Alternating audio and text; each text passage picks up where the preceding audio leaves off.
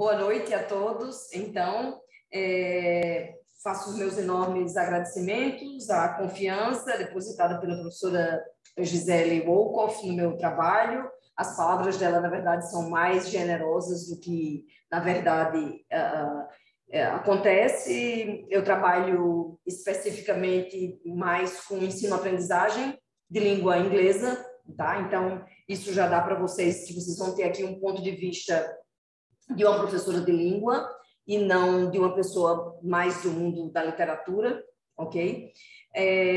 A minha participação nesse curso é composta de duas aulas, hoje e a próxima quinta-feira, e eu pretendo dedicar a aula de hoje à tradução que nós chamamos O Gato de Beaugency, a gente vai já saber mais sobre isso, e o segundo encontro, a segunda aula, há uma outra tradução, que essa que Gisele mostrou para vocês, Mary Make Believe. A minha intenção aqui é fazer um relato dessas experiências.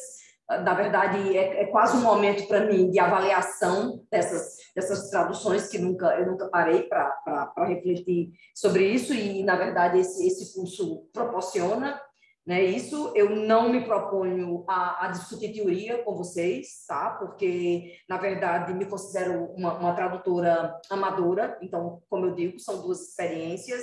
Na verdade, eu talvez passe pertinho do que eu fui ver de tradução, de teoria após fazer as traduções, no próximo encontro, não hoje, né? A minha prática sempre é uma prática de muita interação com o grupo. Na verdade, antes de ser formado esse grupo, assim, eu imaginava que a gente ia estar aqui com, sei lá, 10 pessoas, 15 pessoas, Gisele, e aí, mas sintam-se livres para interromperem, ok? É assim mais que eu trabalho.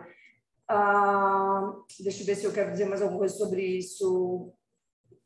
Eu acho que essa visão, esse ponto de vista meu vai enriquecer, tá? O curso começa comigo e termina fechado com a participação do professor John Milton, né? Então, eu acho que ele vai crescer necessariamente, porque vocês terminam com uma pessoa num polo oposto ao meu, né, Gisele? Alguém que é um reconhecido nome da tradução no Brasil. Então, acho que faz sentido que tenha sido organizado assim por Gisele e pelo próprio professor John Milton. Acho que podemos, começar a exibir. São poucos slides, a gente vai ter mais ou menos 2 momentos aqui, um momento com alguns slides e outro com o PDF, a tradução do livro. Os slides já estão disponíveis.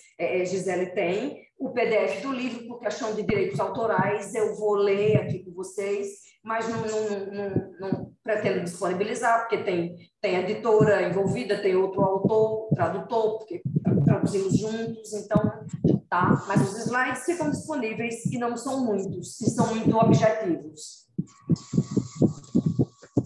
Só um segundo, professora, desculpa, o host desabilitou que qualquer outro participante possa compartilhar a tela. Se o professor pudesse retirar, eu apresento os slides. Vamos esperar um pouquinho. John Milton consegue? Tá aí? Consegue? Eu não estou como host ainda. Posso tentar aqui, mas... Eu posso ir falando, Gisele, sem os slides, enquanto eles entram. Já liberei, deve ser possível agora. Certo, sem problema.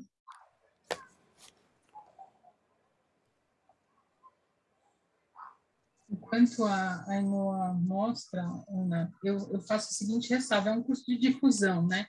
Então, para nós pensarmos a Irlanda em tradução de maneira bem panorâmica mesmo, né?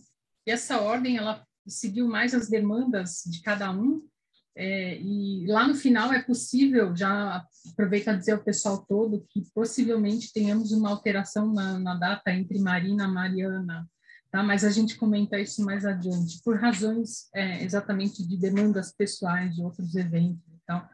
Mas para já é isso. Obrigada. Eu perdi a conexão um pouco, viu? Bom, voltou. Não sei o que foi isso. Mas, enfim, vocês vão saber o que é, tá? O Gato de Bojanci, assim que eu intitulo aqui um pouquinho, para o curso Irlanda em Tradução da USP. Meu nome é Ana Graça Canã, da UFRN. Então, tá, a gente vai mais ou menos seguir esses tópicos aqui na nossa conversa. Vamos falar um pouco sobre o contexto e a motivação para fazer a tradução, minha e de Marcelo Amorim, vocês vão já saber mais.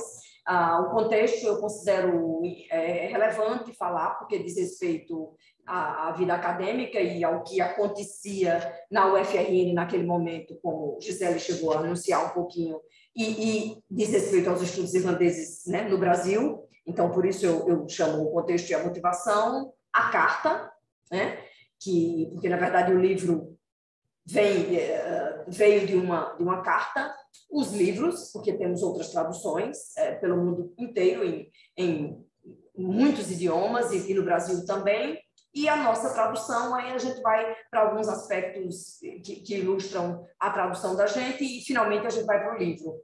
Tá? Sim, então, sobre o contexto e a motivação. Naquele momento, tá, a UFRN se organizava a gente encerrava as comemorações, a 26º ano de comemoração do Bloomsday em Natal, na UFRN, iniciado pelo professor Francisco Ivan da Silva, professor atualmente aposentado, nosso colega, nosso amigo, que passou as comemorações do Bloomsday lá por 2011, passaram a ficar ao meu encargo. Então, a gente organizava essa 27ª edição do Bloomsday e estávamos, né, naquela... Vamos achar alguma coisa, mesmo sem ser da área, vamos, Marcelo Amorim e eu, encontrar alguma coisa que a gente consiga publicar, que possa ser interessante. Já vínhamos trabalhando com esse projeto de pesquisa chamado Selected Letters of James Joyce, um estudo epistolográfico e seus aspectos comunicativos. Então, desde 2011, a gente vinha lendo as cartas e a gente vai ver um artigo que o projeto gerou mais para frente. Então, nós estávamos nesse ambiente das cartas, na verdade, trabalhávamos, eu vou mostrar uns livros assim aqui para vocês, só para, na verdade, trabalhávamos, porque eu acho que a capa sempre marca, né? A gente trabalhávamos com a ediçãozinha das Selected Letters de Richard Ellman, ok? Aqui não é Stuart Gilbert, enfim. E aí veio para Natal o 7º simpósio de estudos irlandeses na América do Sul, simpósio internacional, como Gisele anunciou. Nós recebemos em 2012, a partir dos contatos do professor Francisco Ivan da Silva com a professora Munira Mutran e a professora Laura Izarra, né? E tivemos a alegria de receber o simpósio em Natal e, como uma consequência, talvez muitos de vocês não saibam, foi criado o grupo de pesquisa em estudos irlandeses, né? O grupo, naquele momento, exatamente para contemplar pessoas que não eram exatamente ligadas à literatura, foi criado com 2 áreas, uma área que a gente chamou Estudos em Literatura e Linguística e outra área que a gente chamou Estudos em Ensino-Aprendizagem de Língua Inglesa. Que era, inclusive, a perspectiva da gente nesse projeto de pesquisa era de professores de língua, né? Então, ele foi criado de uma maneira que contemplasse... então, era um ambiente de euforia, a gente estava muito animado, estava no auge, trazendo as coisas, iniciando praticamente uma parceria com o professor Bruce Stewart, que estava começando a vir para os eventos. Foi um momento de muita euforia na área de estudos irlandeses aqui. Eu trago aqui o folder, eu sei que é pequeno demais, mas enfim, só para a gente... O folder do Bloomsday 2013, a logomarca ali da USP. Após o simpósio, a gente também publicou, né, assinado por mim, por Francisco Ivan da Silva, por Marcelo da Silva Amorim e Mariana Bolfarini, o livro de resumos do evento. Tá? Então, aqui na página, na página 14, Gisele como chair de uma mesa redonda chamada Diasporic Irish English Voices. Mais à frente, só localizar aqui, Mariana Bolfarini me apresentando Behind a Great Man, There is Always a Great Woman, The Ambiguous Role of Cousin G in the radio play The Dreaming of Roger Casement. Enfim, então a participação também, Elisa Abrantes apresentou trabalho, então aqui no nosso livro de resumos do evento, né?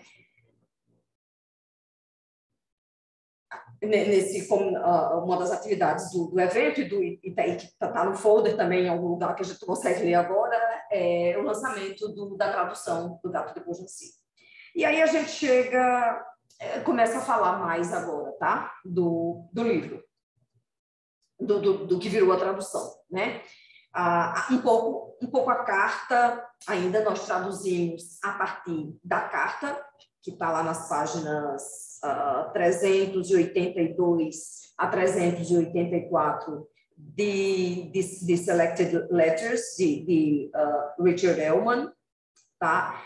E trata-se de uma carta escrita por James Joyce, acho que muitos sabem, mas eu estou resumindo, né? Trata-se de uma carta, então, escrita por James Joyce para o filho dele, Stephen Joyce, em agosto de 1936. Né? Stephen, filho de Giorgio e Helen, Giorgio, filho de James Joyce. Por volta de 4 anos e meio tinha Stephen nesse período. Chama logo a atenção um pouco e causa uma certa polêmica o fato da carta ser endereçada. Na verdade, ele escreve, né, para Stephen Joyce, 10 de agosto de 1936, de uma cidade chamada, perdoem o francês, Villers-sur-Mer. Tá? Então, por que não de Beaugency? E a carta é sobre Beaugency, mas teria James Joyce ido a Beaugency mesmo ou não? Então, mais uma coisa que parece confirmar essa carta pequena, tá? de duas páginas, uma página e pouco, é o que parece confirmar que realmente James Joyce estava em Beaugency. Vocês vão encontrar esses dados. É um cartão postal que a gente encontra, escrito, vou já falar detalhes dele, é um cartão postal que James Joyce escreve, no caso, para Giorgio, e que ele escreve lá de um Hotel de l'Abbaye, tá? De Beaugency, também em agosto de 1936. A gente teve contato com esse cartão postal numa visita à Fundação James Joyce em Zurique, tá? Então, ainda pode deixar no anterior, Ainhoa, por favor. Ainda vou demorar um pouco ainda aqui. Então, visitando a Fundação em Zurique, a gente teve acesso ao cartão postal, onde James Joyce diz algo como: Dear Giorgio, we are here for 6 days. The food is excellent and the weather is breezy. The river is half a kilometer wide. Então, o Loire, né? O rio Loire. A paradise for fishermen. The people at the hotel are all old. Few cars and nothing, but lots of bicycles. Então, indicando que realmente eles estiveram por ali. Talvez ele escreveu a carta, levou no trem, esqueceu de postar, enfim, quando passou por Beaugency, né, acabou guardando a carta para depois. Enfim, mas a carta realmente é de Villers-sur-Mer. Aqui um pouquinho só da localização de Beaugency, no centro Vale do Loire, que tem uma área total de cerca de 16 quilômetros quadrados, uma população aproximadamente de 8.000 habitantes, né, a cidade. E aí a gente chega na estrela do conto, uma delas talvez, que é essa ponte, que às vezes a gente encontra a informação 20 arcos, 23 arcos e 460 metros, que liga Beaugency a essa outra cidade, ok? Atravessando o rio Loire, que é o rio mais longo, né, da França. Ok? A gente tem algumas fotos minhas de uma visita também a Beaugency. Deixa eu organizar minhas anotações aqui. Então, aqui a ponte, essa foto é minha, ela mostra bem os arcos, a gente estava desse lado de cá, né? Então, ela é uma das perspectivas, atravessando sobre o rio, a Pont de Beaugency, né? A referência a outras pontes na obra de James Joyce, a gente sabe. A gente refez, nesse momento, a viagem que James Joyce provavelmente fez, de trem, né, de Paris para Beaugency. Então, eu, Bruce e Francisco Ivan, né, a gente estava catando tudo que a gente podia sobre Beaugency, tá? Mais uma foto da gente. Então, 2 horas e pouco de trem. Ok. Se quiserem interromper, se sintam à vontade, ok? Os livros. Está comentando aí que gostou das fotos. Não estou vendo. Do Francisco. Sim. Francisco aparece nas fotos? Não, faz anos que não vejo. Ivan podia ter incluído aqui, né, Gisele? Tem uma foto de Ivan sozinho aqui, sim. Aqui eu e Bruce, né? Meu marido. Então, os livros, né? Porque a carta passa a ser publicada como livro. Eu não estou lendo o chat, minha gente. Então, a primeira edição, 1964, publicada por Dead and Mead, e uma segunda edição em 1965. A carta, né, percebam que ela foi escrita em 36, né? Então ela fica inédita por cerca de 20 anos até ser transformada no primeiro livro, sempre ilustrado, em 64, depois em 65. Essa edição, chamada, a gente vai já chegar na questão do nome, O Gato e o Diabo, de 2012, a tradução de Lígia, a famosa Lígia Bojunga, com ilustrações de Leles. Tá? Essa parece ser a ilustração que prevalece, tá? Ela acaba se repetindo, a de Blanchon, ela acaba aparecendo essa visão do diabo, né? Acaba aparecendo em outras edições. E essa ilustração ganha mais fama, não sei bem por quê, né? Lígia, não, já tem outra ilustração, mas a de Blanchon fica aí. Essa parte das ilustrações é bem importante, né, Ana Graça, porque são os paratextos. Para quem trabalha com teoria da tradução, para quem pensa os estudos da tradução, tanto que você disse antes sobre a escolha do conto, né, da prosa. Na verdade, né, Gisele, quase que o ilustrador é a estrela de um livro como esse, né? Na verdade. Então, há muito que trabalho para ser feito nesse sentido, observar essas ilustrações diferentes. A de Lígia tão diferente, né?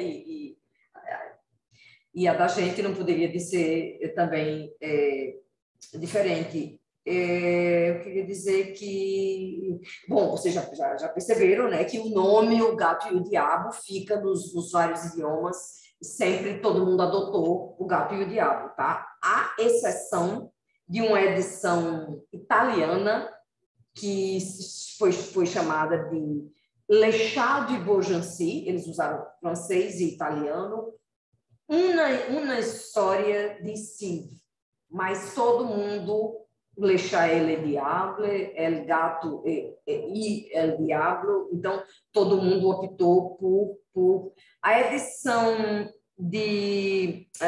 essa edição francesa, de novo, a mesma ilustração, né? Em espanhol, não. Ela tem uma introdução de Stephen Joyce, é uma edição de 1978, e tem uma introdução de Stephen Joyce. Talvez eu conseguisse... Só que um pedacinho, né? Ele fala, Nono was a famous writer. What he wrote was then, and is today, considered by many to be too complex and difficult. Yet, he found time to sit down and tell me this wonderful story in very simple, straightforward language, the language a 4-year-old boy or girl could easily understand. Tá? Isso está numa edição, aqui já é outra, também publicada pela Moonlight, em 1980. Então, aparece nessa edição de 1978, uma edição intitulada Le Chat et le Diable, e também uma edição em inglês de 1980. A introdução escrita pelo próprio Stephen Joyce. Acho que aqui é isso que eu tinha para dizer. Tem coisas que eu estou lembrando meio que depois, mas eu volto aqui. Aí chega na nossa tradução. Acho que a gente pode ver a nossa ficha aqui, tá? Tradução Ana Graça Canã e meu colega Marcelo da Silva Amorim. Na verdade, uma pessoa com certa experiência em tradução, mas muito mais técnica, tá? O nosso volume, publicado pela editora da UFRN, é um volume, isso é um diferencial, sim, são dois já, né? Eu explico já o outro porquê. Ou agora mesmo, O Gato de Beaugency e não O Gato e o Diabo, como a gente podia esperar, né? A gente foi muito atraído pelas próprias palavras de Joyce, como ele se refere no início da carta, ele já se refere, vou contar a você a história do Gato de Beaugency. Então, a gente, a partir daí, definiu que o título seria esse. E outro diferencial também é que essa é uma edição bilíngue, então a gente tem lado a lado, assim, o que na montagem do livro eles chamavam de lâminas, 18, né, lâminas ilustradas com o texto original sempre à esquerda e a tradução à direita. Então o livro sempre abre e você tem as duas páginas assim. As ilustrações do nosso caso são de Arthur Seabra. Arthur é arquiteto, é artista plástico, pintou toda uma coleção de telas, eu não sei se eram aquarelas, eu acho, aquarelas, sobre cenas da Irlanda. Ele passou um tempo lá, estudou lá e acabou. Então, o projeto, esse mini projeto dentro do Bloomsday envolvia eu, Marcelo, Arthur, Francisco Ivan, naturalmente, e Bruce Stewart. Então, o livro tem as 18 lâminas, uma apresentação de Ivan e um pós-fácil de Bruce, a nossa edição. A nossa capinha aqui, assinada por Arthur Seabra, já li ilustração dele na capa, tá? É um livro nesse formato, assim, bem quadrado, tá?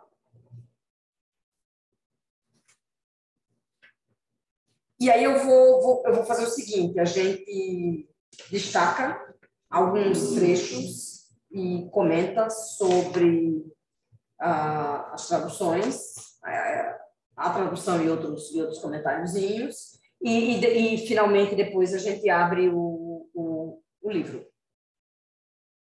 Tá, então, no início da carta aqui, em inglês, e a gente vai já ver outras possibilidades, e aí eu quero convidar vocês a observarem essas variações. Eu fiz marcas aqui no meu papel, no slide não tem marca, exatamente para ver o que se a gente conseguisse falar, participar e dizer o que estava identificando, fazer observações, seria interessante.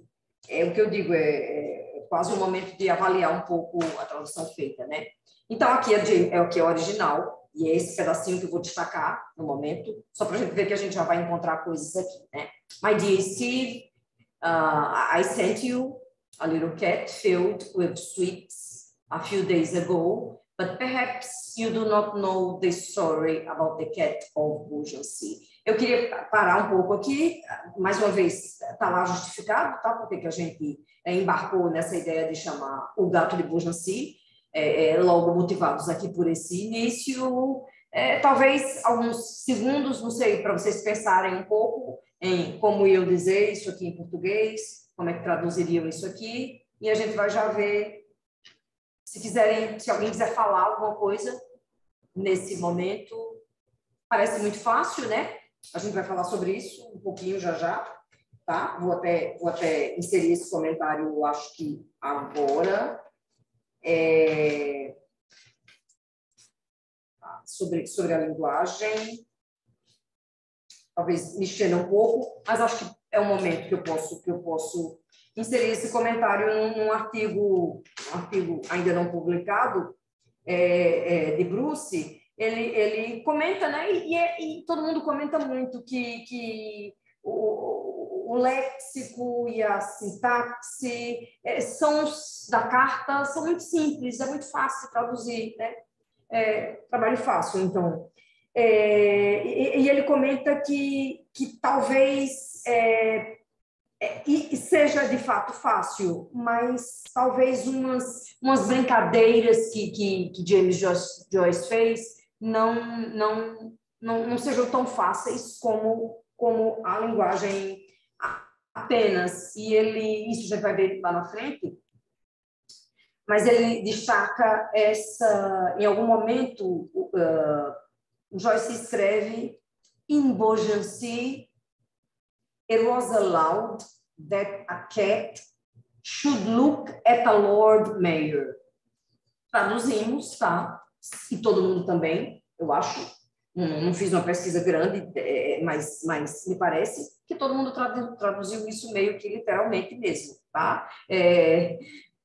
Em Beaugency era permitido que um gato olhasse para um prefeito. Foi mais ou menos isso que todo mundo disse, né? E a gente depois, agora, né? É por isso que eu digo, é um momento de rever as coisas. Pois não é tão simples, né? Stuart diz que certamente se as pessoas não conhecessem a expressão a cat may look at a queen em inglês, não entenderiam essa brincadeira que ele está fazendo com in Beaugency, it was allowed that a cat should look at a Lord Mayor. Tá? Nós jamais chegamos a essa conclusão, Marcelo e eu, nem percebo que outros tradutores, né? Na verdade, eu acho que a gente, a cat may look at a queen, remete a gente em língua portuguesa para olhar não tira pedaço, né? Olhar não tira pedaço. Aí os problemas que o tradutor, as escolhas que o tradutor tem que fazer, né? E aí a gente ia assumir essa expressão muito mais nossa, ou traduz, porque será que... Porque aí fica muito longe, é uma intervenção muito grande e a gente quer realmente se aproximar, pelo menos nós, depois de ler um pouquinho sobre teoria, a gente optou por se aproximar o máximo possível do original, né? Enfim, do mesmo jeito acontece quando ele diz que o gato se encontrava between the devil between the devil and the bucket of water, tá? Between the devil and the bucket of water. E aí, novamente, a expressão between the devil and the deep blue sea. Então, nós não fizemos essas associações, né? Acho que só realmente um falante nativo. Aí, between the devil and the deep blue sea, eu apenas agora, depois que Gisele convidou, eu fui achar que deve ser entre a cruz e a espada, tá? Aí o quanto a gente quer, né, mostrar essas aproximações ou distanciamentos, mas todo mundo acabou dizendo, a gente disse between the devil and a bucket, entre o diabo e um balde de água fria, né? É isso que a gente vai encontrar na tradução da gente. Mas assim, então, momento de refletir e se questionar se a gente seguiria ou deveria seguir esses outros caminhos, né? Ainda, antes da gente seguir aqui, ainda uma discussão, tá? Vocês podem encontrar em Sigler, a Amanda Sigler, num texto Crossing Folkloric Bridges, The Cat, the Devil and Joyce, né? Uma indicação de que o conto seria um conto folclórico, né? Baseado no conhecido conto The Devil's Bridge, né? A Amorim e Stewart, a Amorim aponta para isso, e Stewart é mais enfático e considera que it is a toponymic tale rather than an example of folklore tale type. Tá? Então, it is a toponymic tale rather than a folkloric. Tá? Então, Ana Graça, só um minutinho, por favor, que a pessoal está dizendo que se a Ainoa puder update os slides aí, que você está falando lá adiante, mas... Não, é porque eu parei aqui. Não corresponde. Minha gente, muita coisa que eu falo não tem slide, tá? Aqui é um resumo. A gente vai passar para aquele... O Marcos também já está comentando uma escolha que aparece lá, entre o diabo e uma caçamba de água, ele pergunta, né? Sim, como é que sim. Quer comentar isso? A Marcela fala, entendi, balde de água. Enfim, vamos dar uma olhada, eu acho que agora a gente pode... Não, eu quis antecipar esses comentários, assim, no sentido de mexer mesmo, tá? De não ficar uma coisa muito esperada, muito... Não sei se estou errada. Mas esse trechinho, então, agora a gente pode passar, eu acho. Tá. Então, aqui, Joyce, Bojunga, Canaan e Amorim e Morel, né? A tradução francesa. Porque eu acho que dá para... Vamos ver o que a gente observa um pouquinho aí, vamos dar uma... Né? Então, My Dear... Eu vou ler todas, só para... e tenho minhas marcas aqui, mas quero ver se vocês... My dear Steve, I sent you a little cat filled with sweets a few days ago, but perhaps you do not know the story about the cat of Bojunga. Querido Steve, isso é Bojunga. Dias atrás, mandei para você um gatinho de brinquedo recheado de bombons. Mas talvez você não tenha ouvido falar do gato de Bojunga. A gente, meu querido Steve, alguns dias atrás, mandei para você um gatinho recheado de doces, mas talvez você não conheça a história do gato de Bojunga. Bom, mon cher Steve, não sei, vou ler um pouquinho como eu consigo. J'ai te envoyer il y a quelques jours un petit chat rempli de bonbons. Mais peut-être ne connais-tu pas l'histoire du chat de Beaugency. Assim, não, vamos não, Ainhoa, vamos discutir aqui, né? Na verdade, é o que eu digo a vocês, é aquele meu estilo de professor de língua. Vamos pensar um pouquinho aqui o que a gente encontra de diferenças, o que a gente acha que foi melhor, começar a apontar. Bom, claro, né? Muito evidente que os três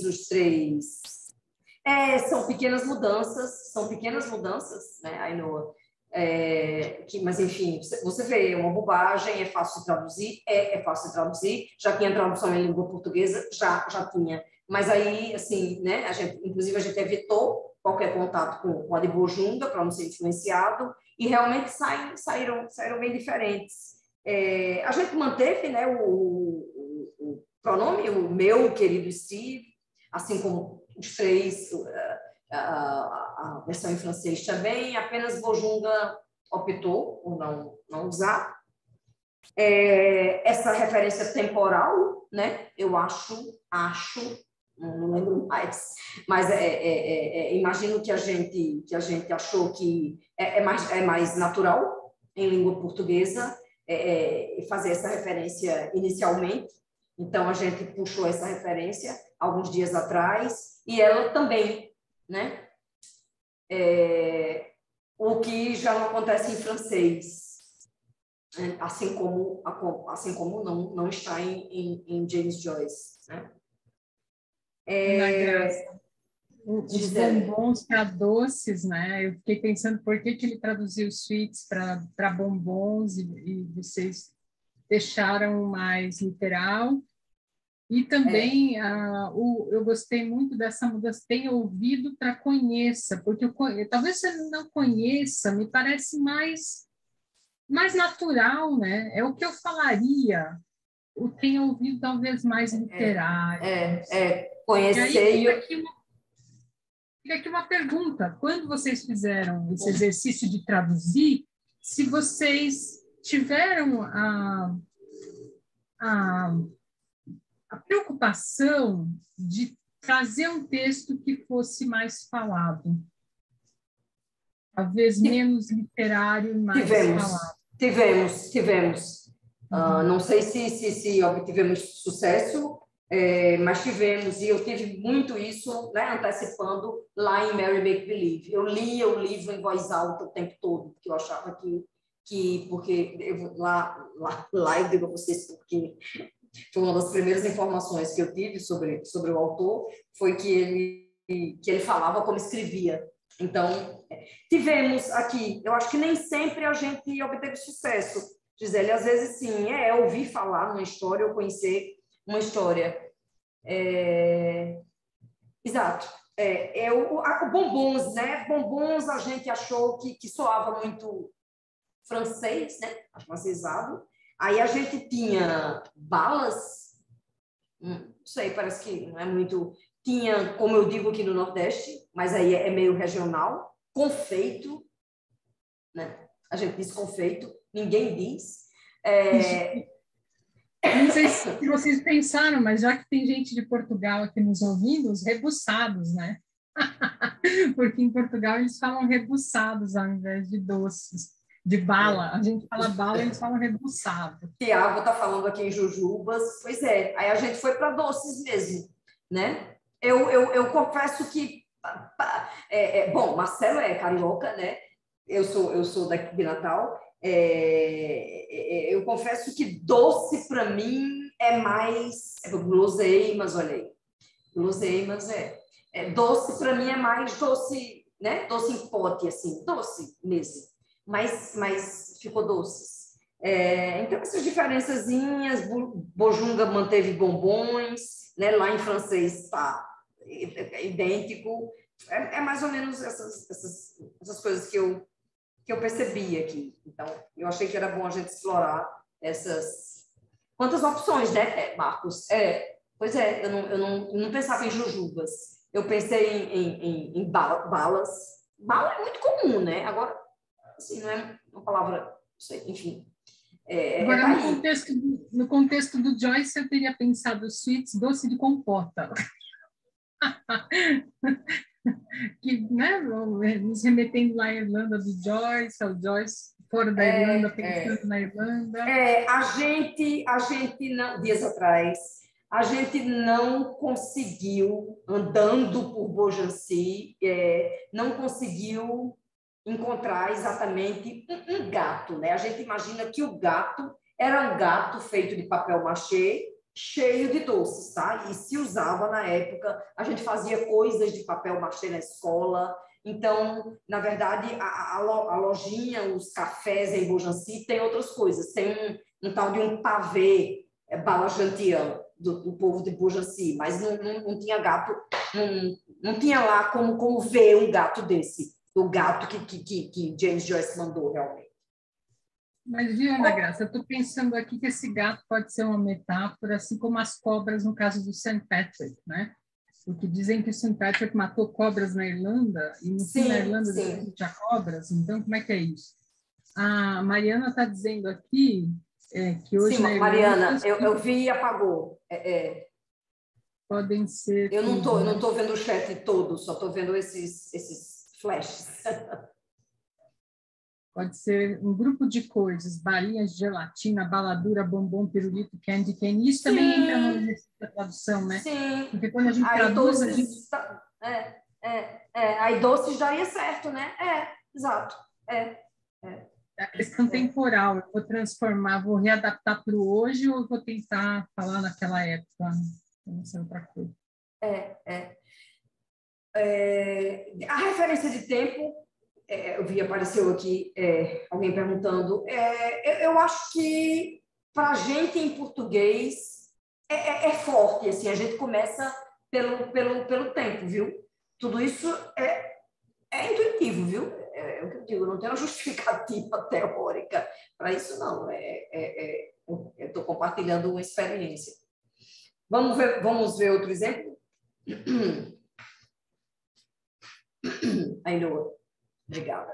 Então, the Lord Mayor asked him how much money he wanted. Depois a gente vai ver dentro da história. Eu só destaquei esses soltos. How much money he wanted for making such a bridge. No money at all, said the devil. All I ask is that the first person who crosses the bridge shall belong to me. Good, said the Lord Mayor. Podemos ver agora o conjunto aí do Bojunga. O prefeito perguntou ao diabo quanto é que custaria aquela maravilha.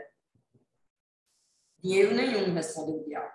Faço tudo de graça. Só quero uma coisa. O primeiro que atravessar a ponte vai me pertencer. Combinado, disse o prefeito. O senhor prefeito, Canaã e Amorim, o senhor prefeito perguntou quanto ele queria para realizar tal feito. Com os passos ali, mas absolutamente nada, retorquiu o diabo. Minha única exigência é que a primeira pessoa que passar pela ponte seja propriedade minha. Negócio fechado, disse o prefeito, assentindo. Que le maire lui demanda combien il voulait pour bâtir un tel pont. Pas un sou, dit le diable.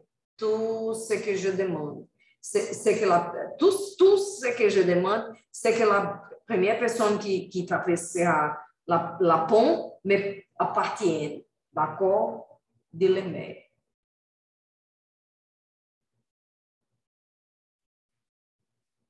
Bom, primeira coisa que eu marco aqui, pelo menos, tá? Não sei se vocês vão ver outras. Vamos lá, vamos lá, então, para o que vocês disserem. O Marcos queria dizer alguma coisa. Marcos, A Inoa está falando que absolutamente nada engloba muito bem no money at all. E a Clara tira uma ponte, né? Marcos quer falar? Marcos disse que queria falar alguma coisa.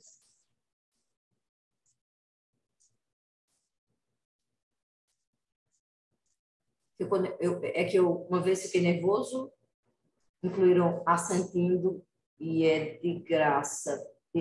E é de graça. Bom, primeiro Satya Bridge, né? Eu acho que de Joyce, Satya Bridge e Bojunga foi para aquela maravilha, né? Então ela fez um acréscimo, né? Aí ela colocou uma coisa extra, não é isso?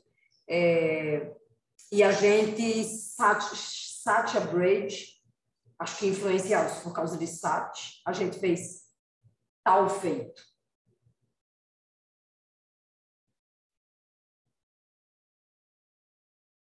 Acho que quem quiser perguntar, Ana Graça, se você não se importa, a pessoa pode abrir o microfone e falar, né, Marcos? Claro, porque senão a conversa fica assim fragmentada, Marcos. Sinta-se à vontade. Claro que sim. Eu vou só apontar para mais alguma coisa que também Bojunga também introduz, eu vejo assim, né? Esse faço tudo de graça, né? É porque ele só disse no money at all, said the devil. A gente disse absolutamente nada. Retorquiu, usou retorquiu, né? Retorquiu o diabo.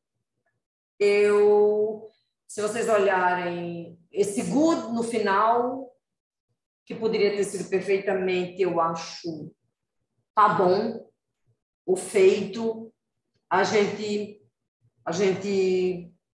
ela usou combinado, né? Ela usou combinado e a gente viajou, não sei se eu faria isso hoje, assim, negócio fechado. Não sei se precisava, entende? Assim, eu acho que talvez sua intervenção um extra muito grande, quase, não tanto como aquela maravilha, mas negócio fechado. Eu não sei, eu acho que talvez desse conta, tá bom, a linguagem de Bojunga você acha que está mais próxima do que a de Canaã-Amorim? Pode ser nesse momento, então. Eu acho que em alguns momentos a gente se aproxima, em alguns momentos a gente se distancia, né? A minha intenção particular, pessoal, hoje é de me aproximar, realmente. Eu acho que na outra tradução eu até forcei a barra em alguns momentos, mas eu acho que eu queria mostrar quem era o autor, né? Muito mais do que Joyce, que todo mundo sabe quem é. O verbo to belong foi substituído pelo substantivo propriedade. Sim. All I ask, the person who crosses the bridge shall belong to me. Seja propriedade minha. Eu não tive tempo de ler. A tradução de Bojunga tem uma leveza, alguma coisa. Alguém quer falar?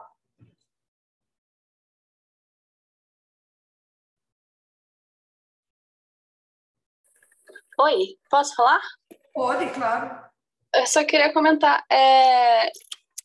Eu sou meio suspeita para falar, porque eu gosto muito da escrita da Bojunga. Sou um pouco viciada, assim, porque Sim. ela escreve assim de uma maneira muito simples para qualquer um entender, né? Ainda mais que é um livro mais infantil, né? Acho que facilita muito o entendimento. Acho que aquelas palavras ali como retorquio, negócio Sim. seriam mais assim, como eu posso dizer, uma literatura mais madura. Entendo. Mas, assim, a tradução foi muito similar, eu diria, à versão, né, inglesa. Mas a Bojunga, ela sempre dá um jeito de mudar muito, né? Ela muda bastante, eu acho. Agora, eu realmente concordo que, por exemplo, negócio fechado, né, é um registro mais elaborado, né? elevado. Eu concordo. Vamos ver mais um? E é o último. E aí a gente vê o livro. É o P.S. The Devil, Postscriptum. The Devil mostly speaks a language of his own, called Beelzebub, which he makes up himself as he goes along. But when he is very angry, he can speak quite bad French, very well. Though some who have heard him say that he has a strong Dublin accent.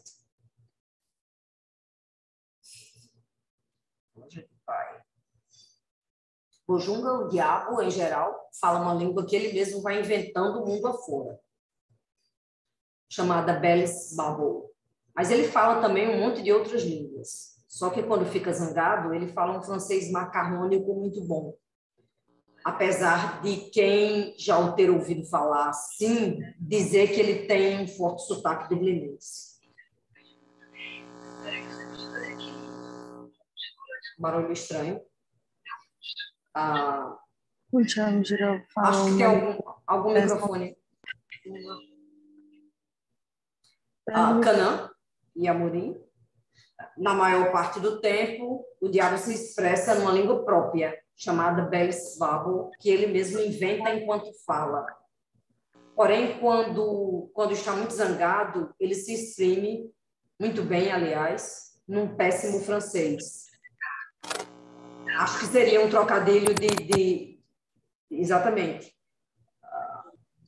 Porém, quando está muito zangado, ele se exprime muito bem, aliás, num péssimo francês. Algumas pessoas que tiveram a oportunidade de ouvi-lo, entretanto, dizem que ele tem um forte sotaque dublinense ao usar esse idioma. Olá, vou falar em francês. Sim. Alguém está falando? Não sei. Alguém ia falar? É que alguém está com o microfone ligado e aí comenta e... Tá, ok. Tem que mutar o microfone. Tem um comentário do Thomas aqui no chat. Se Beelzebub não seria um trocadilho bem interessante. Com Sim, acredito que sim. Acredito que sim. Né? Algumas coisas aqui assim, me incomodam um pouco, tá? Não sei o que vocês pensam de he makes up himself as he goes along. Bojunga traduziu como vai inventando o mundo afora. Assim, eu vou me dar o direito de discordar, tá? Com professor John pode clarear as he goes along. Tá? As he goes along, eu acho que é à medida que ele vai falando, por isso que a gente disse, eu continuo com essa versão, assim. Eu não acho que é ele inventando, não é uma questão de deslocamento, dele inventando pelo mundo afora, não. Eu acho que essa língua é inventada no momento que ele fala, as he goes along, a expressão, tá? Eu não sei, eu acho... Não sei, eu vejo a diferença aí. E francês, se vocês virem,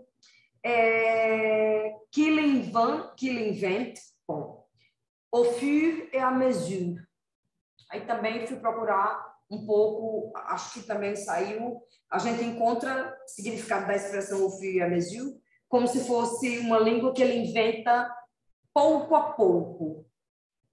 Né? Então, eu acho que causa uma dificuldadezinha de tradução, parece que não, né? Em princípio, mas a gente está vendo aqui, né? Em 3 momentos aí, as he goes along.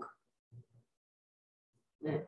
Pelo menos na percepção de outros falantes nativos, realmente não seria mesmo uma coisa, uma língua que você vai inventando quando vai falando, na hora de falar. Sim, ainda tem um comentário aqui. Ele fala um francês macarrônico, o que vocês acham dessa expressão? Não sei, a gente disse sugerindo aqui, porque do Thomas. Fala, Thomas.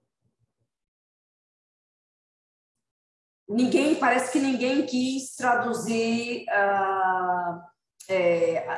Bojunga manteve, né? Bellis Babel, a gente também, com letra maiúscula mesmo.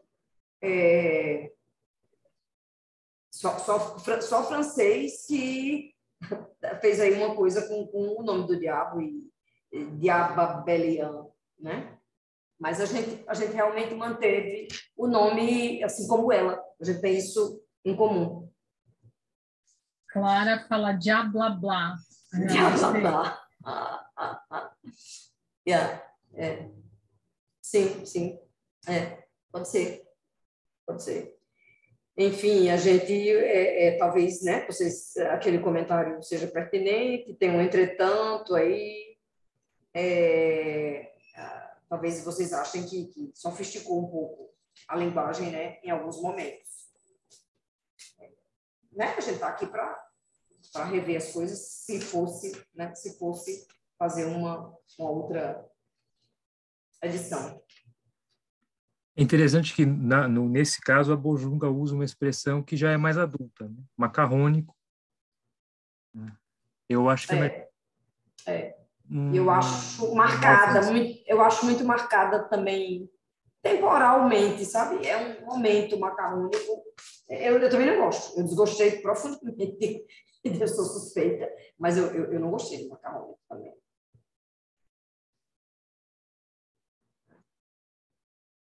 Temos aqui algumas referências para a gente abrir o livro lá e acho que aí a gente vai descobrir outras coisas e poder comentar sobre outras coisas, né?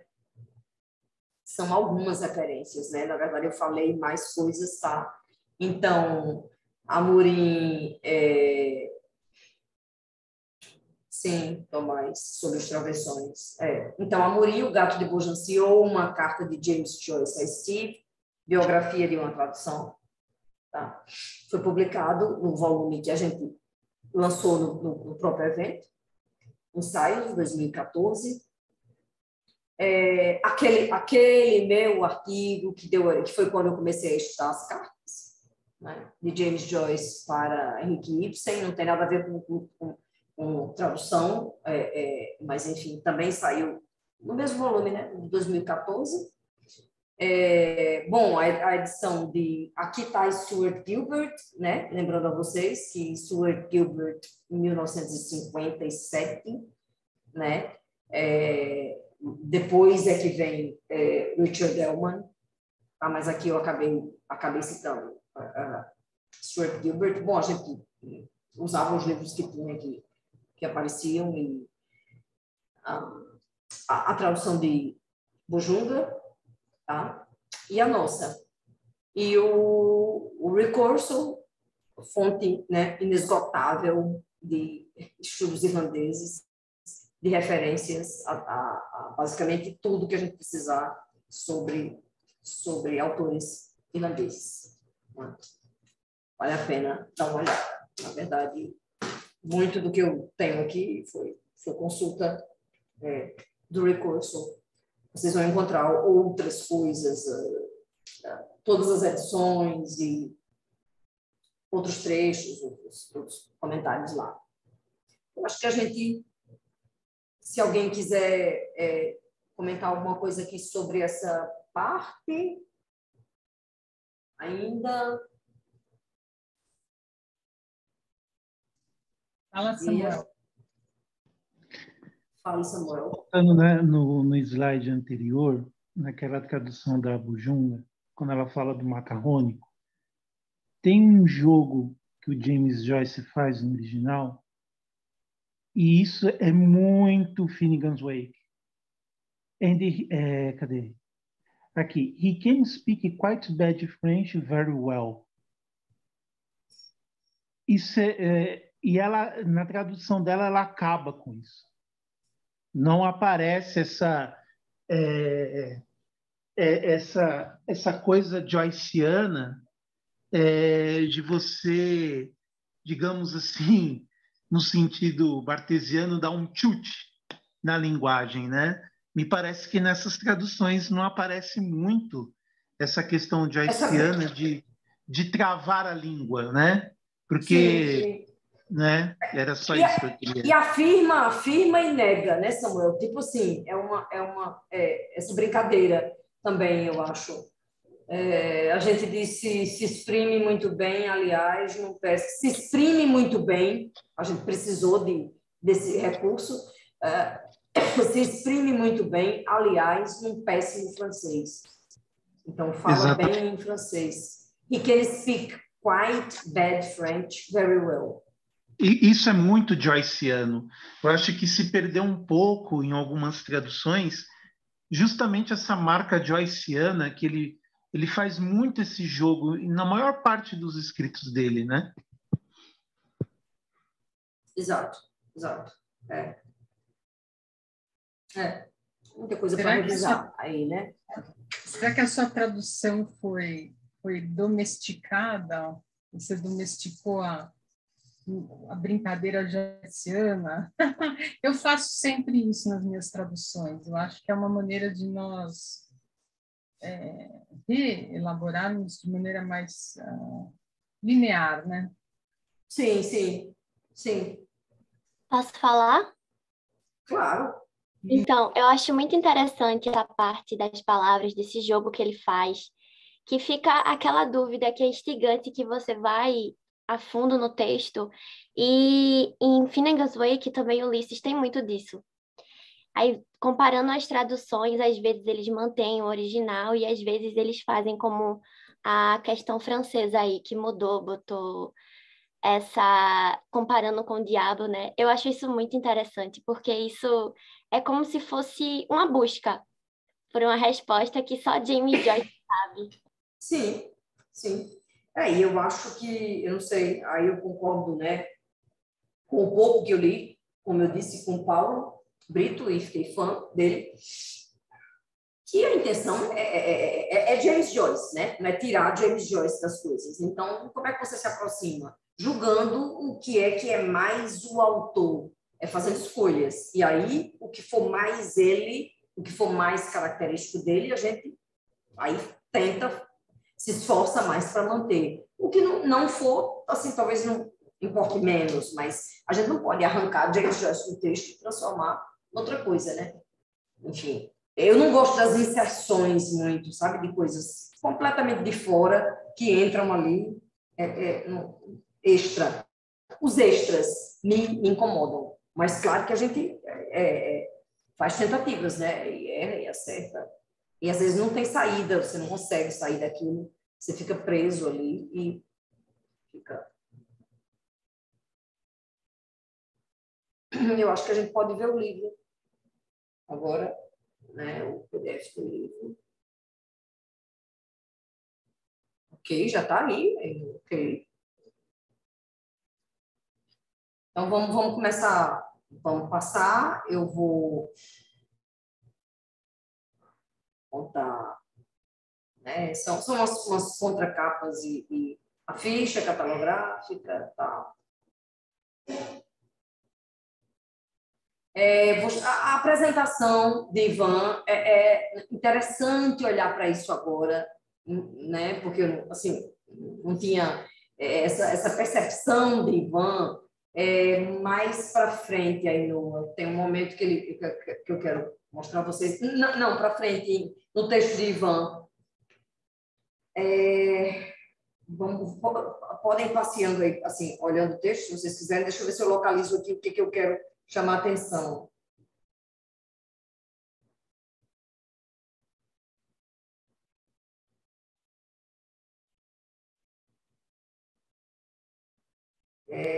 Bom, uma das coisas, esse parágrafo, Ainhoa, por outro lado, não era bem ele, eu estou perdida no que eu queria mostrar, no que Ivan diz da tradução da gente. Mas, enfim, não precisa reler tudo agora. Mas,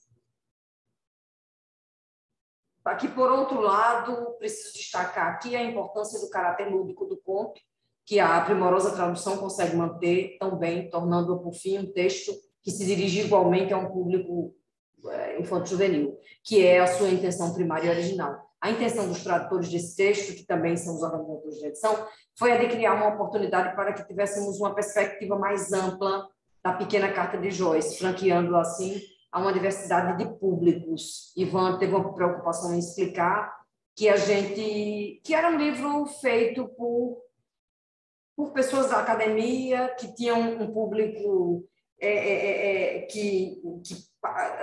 que estava sempre participando de um evento, que buscava informações sobre James Joyce. Então, isso também criou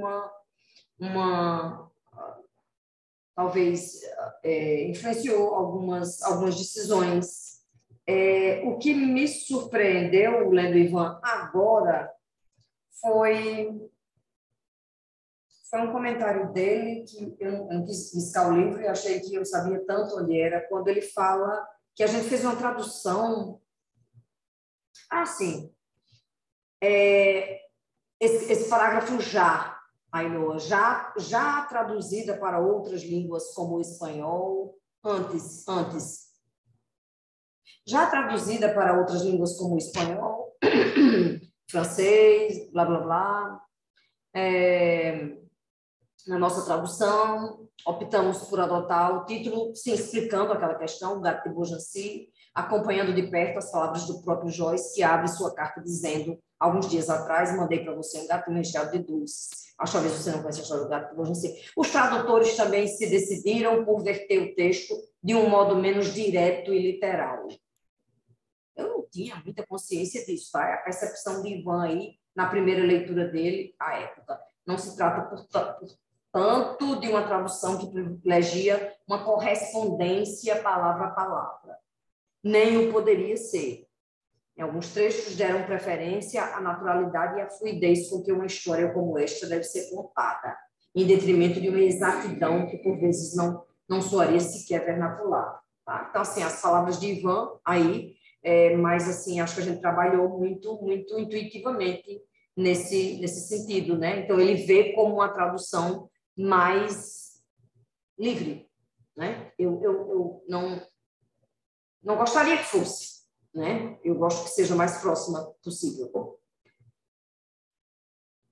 Um comentário aqui, aí vem ainda a abertura dele, um pouco disso tudo que eu falei aqui. Sim.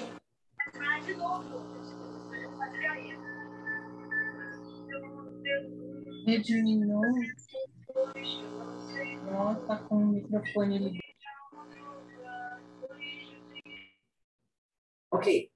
Ana, enquanto isso, se você quiser comentar a pergunta do Marcos sobre a capa, né? Não estou vendo, não vi, não. Eu vou ler para você. A capa é um paratexto, né? Então, sempre importa para o tradutor, para a tradução. Sim. E aí, ele sugeriu, ele fala um francês mais ou menos, muito bem, naquela outra fase que a gente estava comentando as traduções. Depois ele pergunta assim, olha, Ana, você tirou foto da ponte. Não sentiu falta dela na capa? E aí eu fiquei pensando, essa é a pergunta dele, tá?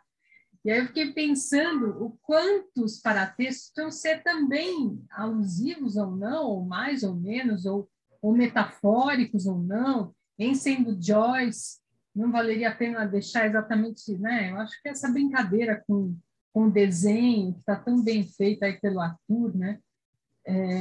Enfim, essa foi a pergunta dele, mas a pergunta dele, na verdade, me remeteu a uma série de outras questões que tem a ver com paratexto, que tem a ver com como a tradução é divulgada, publicada, divulgada, né? Que isso importa muito também. Sim, sim. Na verdade, Arthur nem chamou atenção para o diabo, né? Só lá dentro, vocês vão ver. Na capa, nem para a ponte, né? Foi para o gato, né?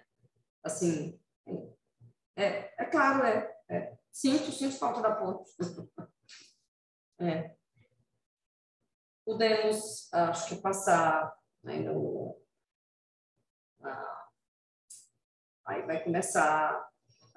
Então, é como eu digo a vocês, aqui não dá para ver, mas é lado a lado, à esquerda o texto original, à direita a tradução. Eu vou ler um pouquinho, vou ler a tradução para a gente... né? Aqui, na verdade, a gente já leu. Então, lá, Villers-sur-Mer, né? Não é Beaugency. Meu querido Steve, há uns dias atrás, mandei para você um gato do Michel de Doces. Mas talvez você não conheça a história do gato do Beaugency.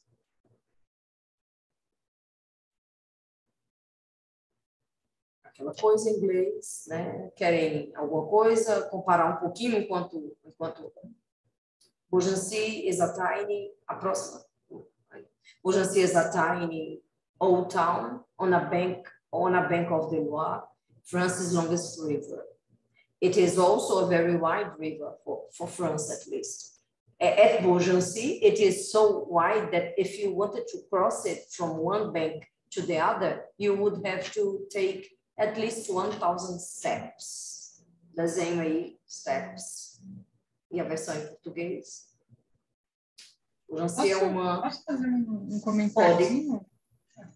Claro. Na verdade, assim, lá no começo da sua fala, alguém levantou a questão da traduzir, que você comentou. Essa tradução é simples, foi simples, né? E aí alguém disse assim, não, acho que foi Vladimir, não me lembro quem. Alguém falou assim, olha, traduzir Joyce nunca é simples. E eu fiquei pensando no contexto em que isso foi publicado, primeiro escrito, depois publicado, e na metáfora disso, sendo Joyce um big traveler, né? Uma pessoa que viveu em vários lugares e que estava aí se referindo possivelmente a um contexto da guerra. Quando foi, sabe dizer, Ana? Quando que isso foi publicado a primeira vez? Quando foi publicado como livro, né?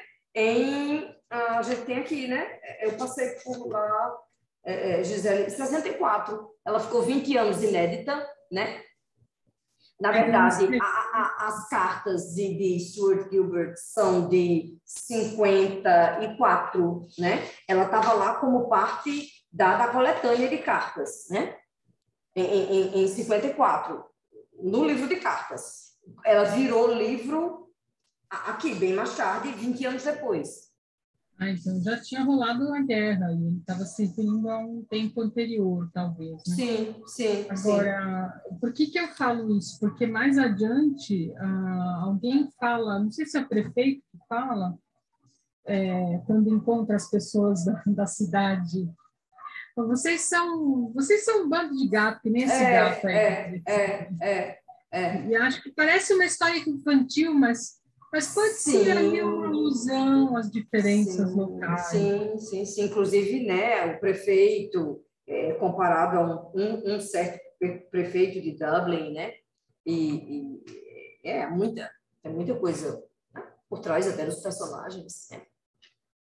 Então, aqui, Beaugency é uma antiga cidadezinha que fica às margens do rio Loire, que além de ser o mais comprido, né, da França, comprido, não longo, é também muito largo, pelo menos para os padrões daquele país. Ao passar por Beaugency, a sua largura é tanta que se alguém quisesse atravessá-la de uma margem a outra, teria que caminhar uma distância equivalente a pelo menos 1000 passos.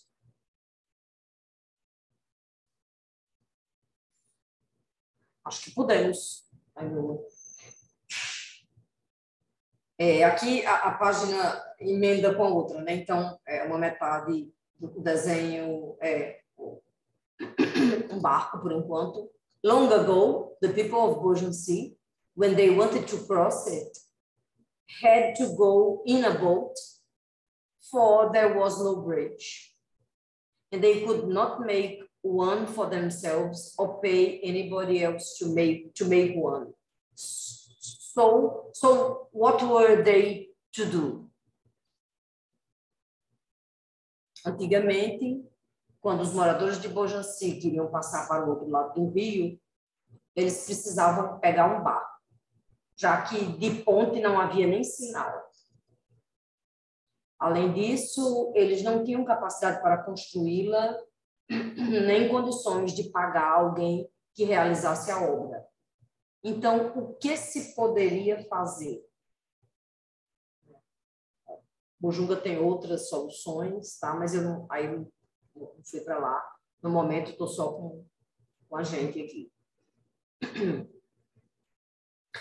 The devil, who is always reading the newspapers, heard about the sad state of theirs, so he dressed himself and came to call on the Lord Mayor of Beaugency, who was named Monsieur Alfred Burr. O diabo, que tem o hábito de ler tudo que é jornal, logo tomou conhecimento dessa triste situação, de modo que correu para se arrumar todo e fazer uma visita ao senhor prefeito de Beaugency, que atendia pelo nome Monsieur Alfred Burr. Agora vocês têm o encontro primeiro com o diabo de Arthur, né? Um diabo meio moderno, me parece, meio... Não sei o que a gente poderia dizer, né? Meio gente, mas com os chifres ali, enfim.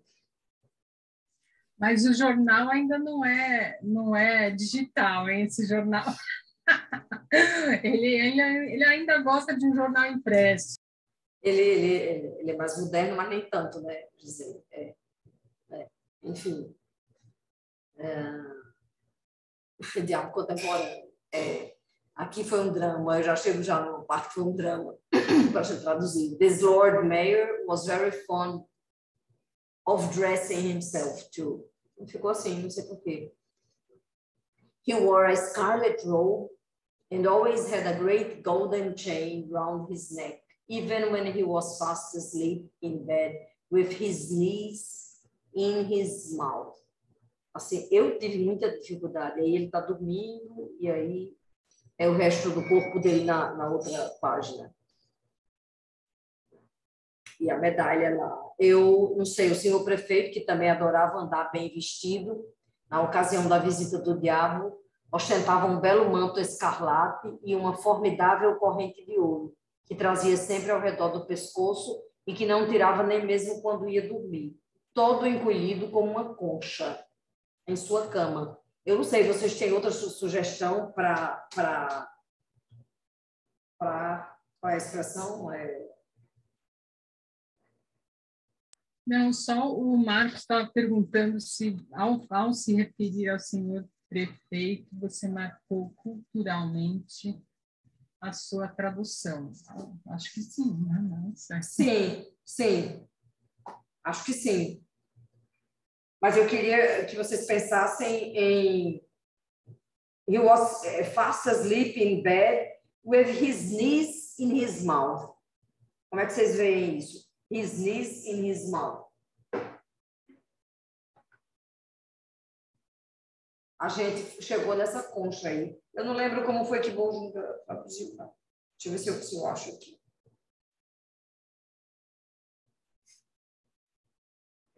Porque é deitar em forma de conchinha, né? Que a gente diz, parece. Acho que é isso. Mariana está sugerindo deitada em posição fetal. Sim, passamos por isso. A posição fetal. A gente achou meio, sei lá, técnico. Érica, livro infantil, ela está comentando. Ela traduziu mesmo, não se separava da corrente nem enquanto dormia, encolhido, com os joelhos quase na boca. Aí a gente saiu um pouco e foi para a concha. Porque eu não sei como é esse... Bom, é muito encolhido, né? Para poder os joelhos quase na... Enfim, encolhido como um gatinho. Eu tinha sugerido também encolhido como um gatinho. Uhum. Ficou... Obrigada, Vladimir, pela... É porque a gente lembrou de... É uma forma de política, né? O quê? Parece que uma política, é um código de política, como se acusando politicamente alguém, mas sutilmente. A forma de dormir? Não.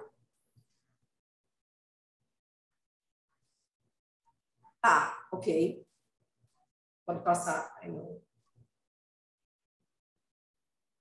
The devil told the Lord Mayor that he had read in the newspaper and said he could make a bridge for the people of Beaugency, so that they could cross the river as often as they wished. He said he could make as good a bridge as was ever made.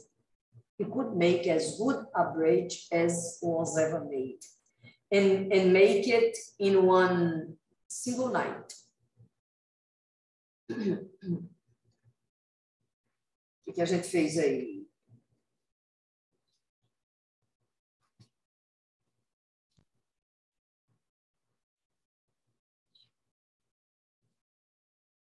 O diabo iniciou a conversa com o senhor prefeito, dizendo que ficara sabendo da situação pelos jornais e que se colocava à sua disposição para construir uma ponte, de modo que os habitantes de Beaugency pudessem atravessar o rio quantas vezes bem entendessem.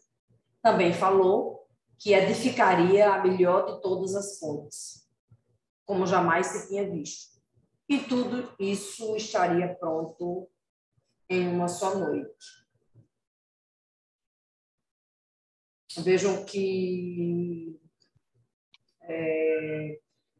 a Bojunga tem, se a gente parar aí, o diabo contou para o senhor prefeito o que tinha lido nos jornais e disse que estava disposto a construir uma ponte em Beaugency para que o povo todo pudesse atravessar o rio quantas vezes quisesse. Disse que podia construir uma ponte tão boa quanto a melhor que existia no mundo. E mais, podia construí-la numa única noite. O prefeito perguntou ao diabo quanto é que custaria aquela maravilha. Ela sempre volta para a maravilha.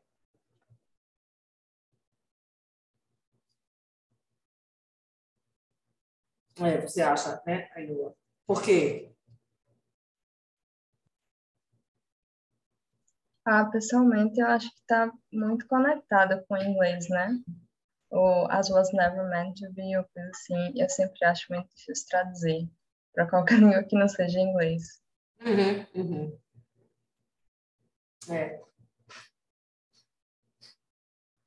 Vamos mais para frente. The Lord Mayor asked him how much money he wanted for making such a bridge. No money at all, said the devil. All I ask is that the first person who crosses the bridge shall belong to me. Good, said the Lord Mayor. O Senhor foi por causa do Lord, né? Ela também, Bojunga também manteve Senhor prefeito, né? Acho que é o que equivale, a gente não tem Lord. O senhor prefeito perguntou quanto ele queria para realizar tal feito, aquele trecho, vocês conhecem absolutamente nada, é tudo do diabo. E a única exigência é que a primeira pessoa que passar pelo ponto seja propriedade minha, negócio fechado, disse o prefeito, assentindo.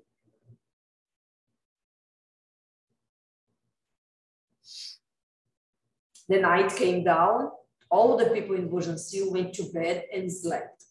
The morning came, and when they put their heads out of their windows, they cried, "Oh, Loire, what a fine bridge!" For they saw a fine, strong stone bridge thrown across the wide river.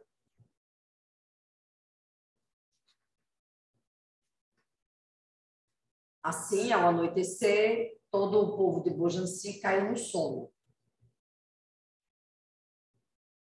Quando o sol raiou no dia seguinte, as pessoas abriram suas janelas e, ao se depararem com uma bela e sólida construção de pedra sobre o largo rio, começaram a exclamar: "Oh, que bela ponte!"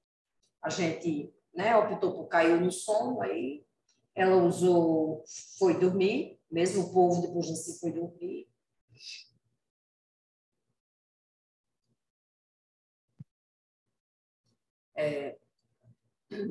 All the people ran down to the head of the bridge and looked across it. There was the devil standing at the other side of the bridge, waiting for the first person who should cross it. But nobody dared to cross it for fear of the devil.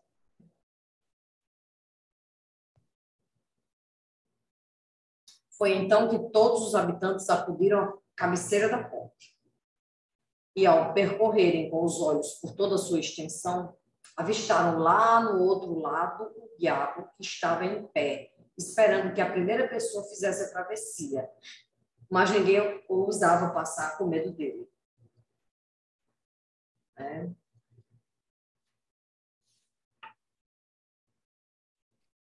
Estou olhando aqui a dela.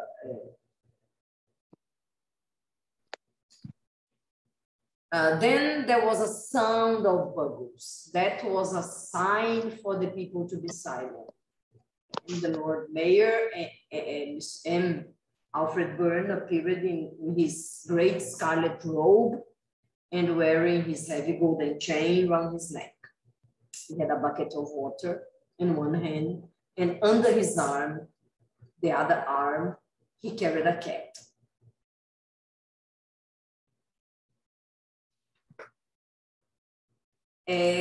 Bom, aqui a gente chama de clarins, foi quando se ouviu um ressoar de clarins, um sinal para o povo ficar em silêncio. E o senhor prefeito, Alfred Byrne, surgiu com seu maravilhoso manto escarlate e sua pesada corrente de ouro no pescoço. Em uma das mãos segurava um balde com água e debaixo do braço, o outro braço, levava um gato.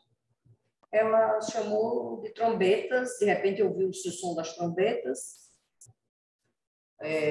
sinal para que o povo silenciasse. E o prefeito surgiu envolto em seu magnífico manto vermelho, ostentando a pesada corrente de ouro em volta do pescoço. Carregava um balde cheio d'água, e com a outra mão amparava um gato espremido debaixo do braço. A gente teve essa dificuldade de como é que o gato estava embaixo do braço e não segurando a mão, mas assim, Joyce não falava, né? The devil stopped dancing when he saw him from the other side of the bridge and put up his long spyglass. All the people whispered to one another, and the cat looked up at the Lord Mayor because in the town of Beaugency, it was allowed that a cat should look at the Lord Mayor. Tá? Então, aquela expressão que a gente, né, ela diz, o diabo parou de dançar quando viu o prefeito aparecer na outra margem do rio. Pegou a luneta para enxergar melhor. O povo todo começou a cochichar. O gato levantou o olhar para o senhor prefeito e assim ficou, uma vez que na cidade de Beaugency era permitido gato grudar o olho em prefeito. Né? Então, ninguém fez aquela opção de associar a brincadeira de Joyce a olhar não tira pedaço. Né? A gente ficou mesmo no plano literal. E a gente foi aí, o diabo do outro lado da ponte, quando viu o prefeito, parou de dançar e empunhou sua longa luneta. O povo todo começou a cochichar entre si e o gato pregou os olhos do prefeito, porque na cidade de Beaugency era permitido que um gato olhasse para um prefeito. Realmente é estranho, né, essa opção pensando agora, mas... When he was tired of looking at the Lord Mayor, because even a cat grows tired of looking at the Lord Mayor, he began to play with the Lord Mayor's heavy golden chain. Quando o gato se enfadou de encarar o prefeito, porque até gatos se cansam de olhar para prefeitos, ele começou a brincar com sua pesada corrente de ouro. When the Lord Mayor came to the head of the bridge, every man held his breath and every woman held her tongue. The Lord Mayor put the cat down on the bridge and, quick as a thought, splash, he emptied the whole bucket of water over it. Quando o prefeito alcançou a cabeceira, todos os homens prenderam a respiração e as mulheres seguraram a língua. Em seguida, o senhor prefeito soltou o gato sobre a ponte. E rápido como um raio, tá? Aqui a gente ela usou raio também. E rápido como um raio, zaz. Jogou toda a água do balde em cima do bichano. Ela usou, com rapidez de um raio, tchá, despejou o balde inteiro em cima do gato. A gente foi para o som do raio, né? Aí não sei se era o som do raio, o som, a onomatopeia. Gisele? Na primeira menção ao prefeito é só prefeito.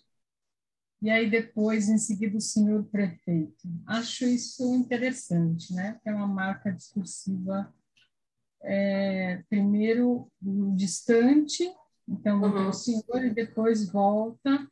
O que ele fez? Ele fez alguma coisa? Ah, então ele é o senhor prefeito. Como é que está em Joyce? Volta um pouquinho, Ainhoa. A gente seguiu. Eu acho que foi aí, não sei se foi uma falha, Gisele, não sei mais dizer. Ela mantém, né? Sem o prefeito o tempo todo, talvez aqui foi um acidente de percurso, não sei. Não lembro.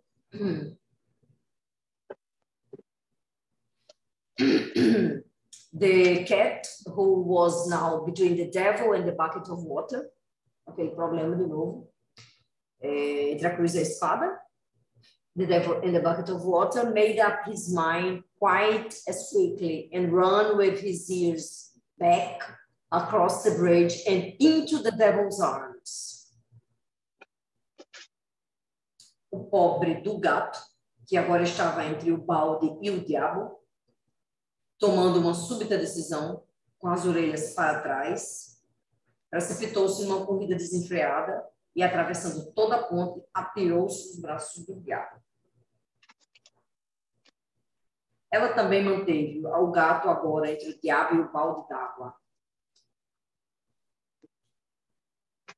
Varou a ponte numa corrida desabalada.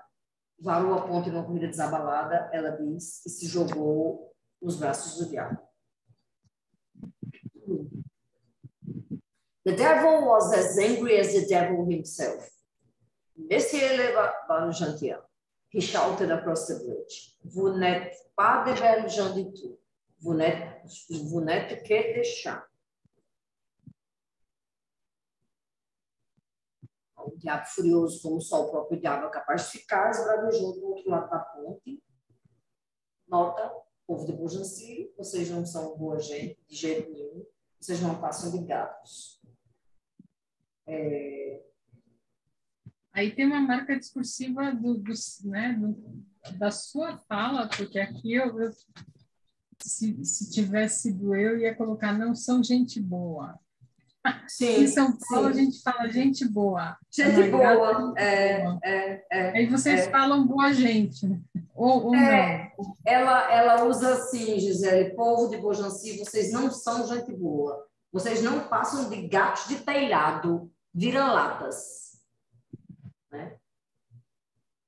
Aqui um caráter, acho que é Stuart que comenta sobre eles moraram em Paris, depois foram para Nova York, para Geórgia tentar ser cantor. Então, as línguas também diferentes, quer dizer, inglês e francês, né, no texto, essa coisa de Joyce de brincar com as línguas.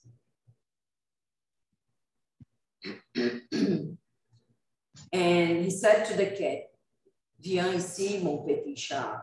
Tu appelles mon petit chouchat. Tu approies mon pauvre petit chouchat. Viens ici, le diable t'emporte. On va se chauffer tous les deux. And off he went with the cat. Disse para o gato, blá, blá, blá, assim, vem aqui, meu gatinho. Está com medo, meu bichaninho? Está com frio, meu pobre gatinho?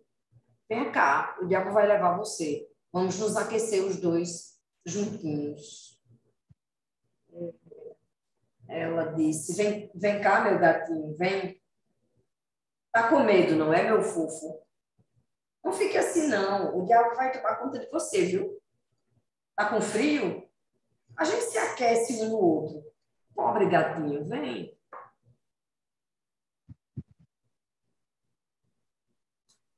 And since that time, the people of that town are called Les Chats de Beaugency. But the bridge is there still, and there are boys walking and riding and playing upon it. I hope you will like this story. Bom, desde então, o povo daquela cidade passou a se chamar Les Chats de Beaugency, mas a ponte permanece lá, e sobre ela os meninos continuam andando, correndo e brincando. Espero que você goste desta história. The devil mostly speaks a language of his own, called Beelzebub, which he makes up himself as he goes along. But when he is very angry, he can speak quite bad French very well, though some who have heard him say that he has a strong doubling accent. E passamos por isso, na maior parte do tempo, o diabo se expressa numa língua própria chamada Beelzebub, que ele mesmo inventa enquanto fala. Porém, quando está muito zangado, ele se exprime muito bem, aliás, em péssimo francês. Algumas pessoas que tiveram a oportunidade de ouvi-lo, entretanto, dizem que ele tem um forte sotaque do Belenense ao usar esse idioma. O pós-fácil, né? Retomando, tá? As histórias das edições, a gente passou por isso. A escolha da gente, aquela outra história de Joyce, né? The Cats of Copenhagen, acho que está aqui, nesse trecho. Tá, um pequeno resumo, ele faz essa ponte. Um pouco mais de nascimento de Stephen, imediatamente quase após a morte do pai de Joyce. A questão vem agora do conto ser classificado como conto folclórico. Né? Vou explicar como a gente falou aqui. Deixa eu ver. It is likely, however, that in Joyce's day, they were packaged in papier-mâché cats on the same principle as the Easter Bunny. Né? Então, outra especialidade é o pavê de Beaugency. Ele vem defender aqui, the Beaugency legend is actually an example of place name autoponymy, né? A gente falou disso, comentou sobre isso. Mais um pouco de etimologia. O pós-fácil de Stuart. Acho que, terminando, pode passar acho que basicamente isso. Esse é o nosso, mas é isso, o volume da gente, pessoal.